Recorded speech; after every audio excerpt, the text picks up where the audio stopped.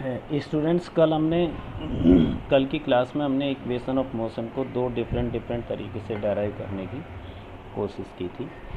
आज हम बात करेंगे ग्राफ। तो बेटा ग्राफ से रिलेटेड कुछ बातें हैं जो मैं आपके साथ शेयर करना चाहता हूँ। नंबर 1, सबसे पहली बात, y is equal to m x plus c, m x plus दो बार y is equal to m x plus c. ये एक स्ट्रेट लाइन होती है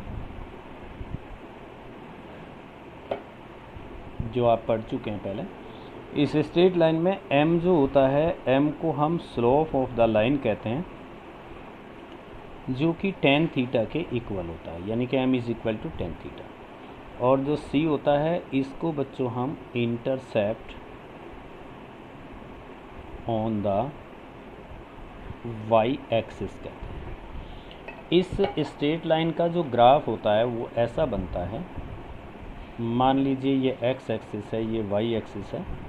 तो y एक्सिस पर पॉजिटिव इंटरसेप्ट और फिर ये जो ग्राफ है, ये ग्राफ आपका y is equal to m x plus c का होता है, जहाँ पर ये c है। स्टूडेंट्स, अगर ये c नेगेटिव हो जाता है तो आपका ग्राफ नीचे से स्टार्ट होगा।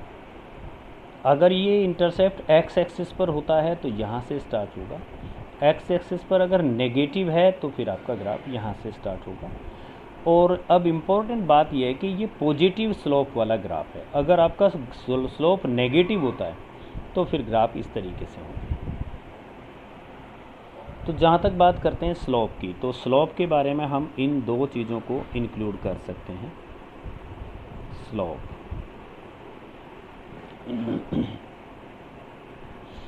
देखिए कुछ लाइंस आपको ड्रॉ करके दिखाता हूँ, आप उनके स्लोप देख लेंगे। जैसे अगर आपकी लाइन ऐसे बनी हुई है, लाइन नंबर 1, तो ये जो लाइन नंबर 1 है, इस लाइन नंबर 1 के लिए theta is equal to 0 degree है। तो m is equal to tan 0, tan 0 का मतलब 0, यानी इसका स्लोप 0 है। तो x एक्सिस के पैरेलल जितनी भी लाइन होगी, सभी लाइंस का स्लोप 0 होगा। अगर आप स्लोप ऐसा बनाते हैं, देखिए मान लीजिए ये लाइन आप बनाते हैं, ये सेकंड लाइन है, जबकि ये एंगल यहाँ 45 डिग्री है। तो बच्चों इस वाली लाइन के लिए theta is equal to 45 degree है। It means m is equal to tan 45 होगा, और tan 45 डिग्री की वैल्यू 1, तो इसका स्लोप 1 होता है, और वो कांस्टेंट स्लोप है, कहीं भी बदलता नहीं है। अगर बच्चों इस लाइन की बात करें, ऐसे इस वाली लाइन की, तो इस वाली लाइन के लिए अगर आप देखें तो इस वाली लाइन के लिए theta is equal to 90 degree है, और m is equal to tan 90 होता है, और tan 90 is equal to infinite होता है। तो जो लाइन x एक्सिस के पैरेलल होती हैं, उन लाइन का स्लोप 0 होता है। जो लाइंस y एक्सिस के पैरेलल होती है, उनका स्लोप इनफाइनाइट होता है, और बीच में जो स्लोप होता है वो इनफाइनाइट से 0 के बीच में होता है, जैसे आप यहाँ पर देख रहे हैं। ये सब पॉजिटिव स्लोप की बात थी। लेकिन बच्चों अगर एक लाइन हम इस तरीके से ड्रॉ कर दें, मान लीजिए चलो ये लाइन हम ऐसे ड्रॉ कर देते हैं, it is the line number 4। तो ये जो लाइन है बच्चों, इस लाइन के लिए थीटा इज़ इक्वल टू, मान लीजिए ये 120 डिग्री या 135 डिग्री है, तो theta is equal to 120 degree. तो इस it means m is equal to tan 120 degree, और tan 120 डिग्री किसके बराबर होता है? tan 60 के बराबर होता है विद नेगेटिव साइन, और tan 60 की वैल्यू होती है √3, तो इसकी वैल्यू -√3, यानी कि इसका स्लोप -√3 है, और आप ये देख सकते हैं कि इसका स्लोप नेगेटिव होगा। तो इस तरीके से जो लाइंस ऐसे होती हैं, उन स्लोप के उनके स्लोप नेगेटिव होते हैं, जो लाइंस ऐसे होती हैं उनके स्लोप पॉजिटिव होते हैं। ग्राफ में तीसरी इंपॉर्टेंट बात होती है बच्चों, area under the graph. Area under the graph, graph के नीचे का एरिया। तो बच्चों एरिया अंडर द ग्राफ हमेशा y axis into x axis के बराबर होता है। जो भी आपने y एक्सिस पर लिया है उसका मल्टीप्लाई जो आपने x एक्सिस पर लिया है उसके साथ आप कर दीजिए तो वो स्लोप वो बन जाता है एरिया। अगर आपको स्लोप निकालना है तो स्लोप हमेशा होता है टेन थीटा, और टेन थीटा हमेशा परपेंडिकुलर अपॉन बेस होता है। तो ये वाई एक्सिस पर जो भी फिज़िकल क्वांटिटी ली है आप उसको एक्स एक्सिस पर ली गई फिज़िकल क्वांटिटी से डिवाइड कर दीजिए। इसी प्रकार से स्टूडेंट आपने एक इक्वेशन देखा है v is equal to u plus a t. इस इक्वेशन को हम ऐसा लिख सकते हैं v is equal to a t plus u, v is equal to a t plus u. तो अगर इसका ग्राफ हम बनाते हैं,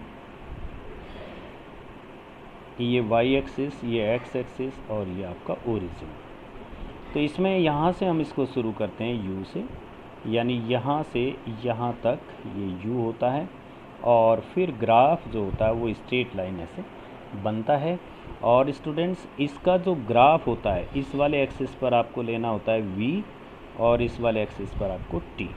तो इसका जो स्लोप होता है, स्लोप के लिए मैंने बताया y axis divided by x axis यानी v बाई टी, और v बाई टी को हम एक्सेलरेशन कहते हैं। तो इसका स्लोप एक्सेलरेशन रिप्रेजेंट करता है। और इसके नीचे का जो एरिया है ये वाला एरिया, तो इसके एरिया की अगर हम बात करते हैं तो एरिया हमने अभी अभी आपको समझा है एरिया क्या रिप्रेजेंट करता है। Area is equal to y axis into x axis यानी कि v इंटू टी, और वेलोसिटी इंटू टाइम डिस्प्लेसमेंट होता है, और अगर आपका ये स्पीड है तो स्पीड इंटू टाइम डिस्टेंस होता है। तो इसके नीचे का जो ग्राफ है वो या तो डिस्प्लेसमेंट को रिप्रेजेंट करेगा या फिर डिस्टेंस को रिप्रेजेंट करेगा। अकॉर्डिंग टू द सिचुएशन आप कैलकुलेट कर सकते हैं।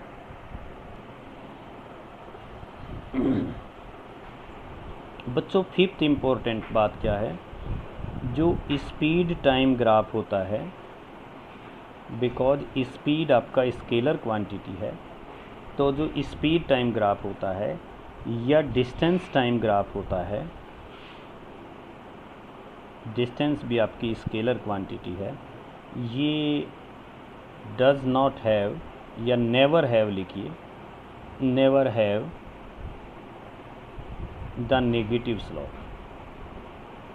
ये स्केलर क्वांटिटी के ग्राफ हैं, इनका स्लोप कभी भी नेगेटिव नहीं होता है, ये ध्यान रखना है।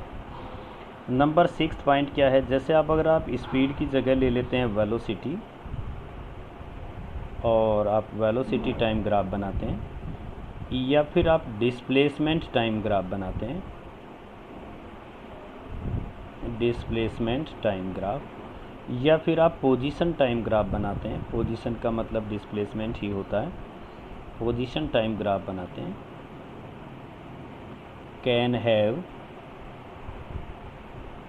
The negative slope. ये ज़रूर याद रखना है, ये नेगेटिव स्लोप हो सकता है। तो इन दो फैक्ट का हम काफ़ी सारे ग्राफ को यूज़ करने में, काफ़ी सारे ग्राफ को पढ़ने में इसका हम यूज़ करेंगे। तो मैं आपको सबसे पहले कुछ पोजीशन टाइम ग्राफ समझाने की कोशिश करता हूँ कि पोजीशन टाइम ग्राफ किस तरीके से बन सकते हैं। तो सबसे पहले मैं एक या दो पोजीशन टाइम ग्राफ आपके सामने बनाता हूँ।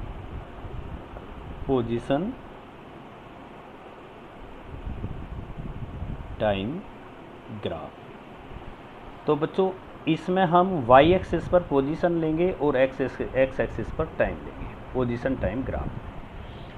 तो सबसे पहले हम बात करते हैं body at rest. Body at rest, body rest में है। बॉडी रेस्ट में इसका मतलब इसकी पोजीशन टाइम के अनुसार चेंज नहीं हो रही है।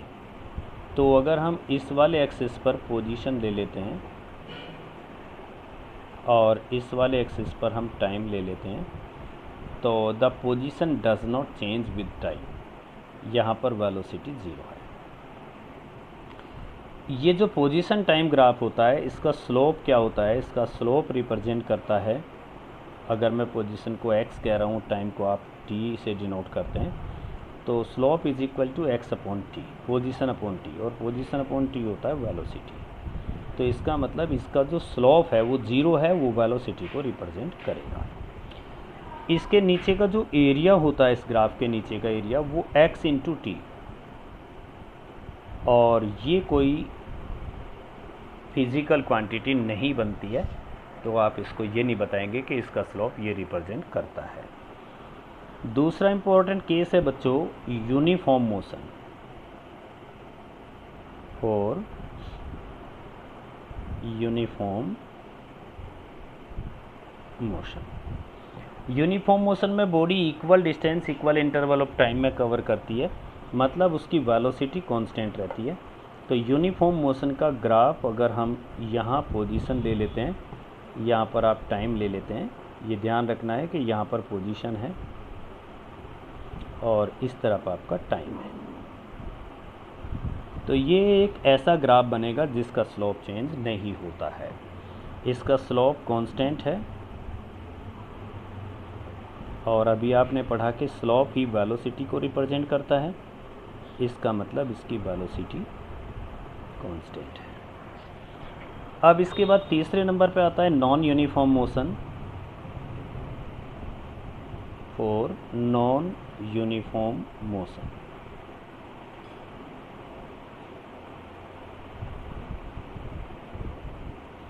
तो नॉन यूनिफॉर्म मोशन का जो ग्राफ होता है वो आपको समझ आ गया होगा कि नॉन यूनिफॉर्म मोशन का ग्राफ स्ट्रेट लाइन नहीं होगा, वो इस तरीके से भी कर्व हो सकता है और इस तरीके से भी कर्व हो सकता है। ये एक ऐसी लाइन है जिसका स्लोप इंक्रीज हो रहा है, स्लोप इज इंक्रीजिंग, इसका मतलब v इज इंक्रीजिंग, और अगर v बढ़ता जा रहा है तो ये एक्सेलरेटेड मोशन है। इसके अपोजिट बच्चों ग्राफ का शेप इसका ये भी हो सकता है, और इसका जो स्लोप है वो डिक्रीजिंग है, इसका मतलब v डिक्रीजिंग है। इस तरीके से स्टूडेंट हम पोजीशन टाइम ग्राफ को समझ सकते हैं, और डिफरेंट टाइप के पोजीशन टाइम ग्राफ की स्टडी भी हम कर सकते हैं। अब हम नेक्स्ट आपके साथ डिस्कस करेंगे वेलोसिटी टाइम ग्राफ।